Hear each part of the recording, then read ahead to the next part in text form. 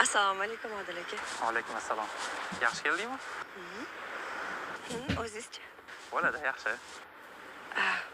Haligi Odil aka, Hop, sizdan so'ramasdan bir ish qilib qo'ydim. nima bo'ldi? Xullas, o'zimni nomimga olingan kvartiraga chiqib ketdim. Nima? Ota uydan ketdingmi shunda? Yo'q, u ham meni nomimdagi uy faqat o'zim uyim. Hop, nimaga yo'q chiqib olding? O'ylab ish qildingmi? Chunki dadam sizga uzatishni xohlamadilar, shunga chiqib ketdim. Nima? Xafa bo'lyapsizmi? Yaxshi ish bo'lmabdi bari. Men o'yladimki, siz xursand bo'lasiz deb. Kalta o'ylabsan. Yo'q, hammasini yaxshi o'yladim.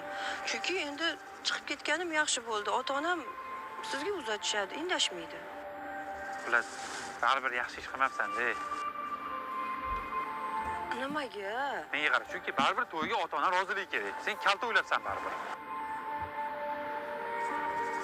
Men sizni xursand bo'lasiz deb o'ylabman. Yo'q. Bu hech ham xursand bo'ladigan ish emas.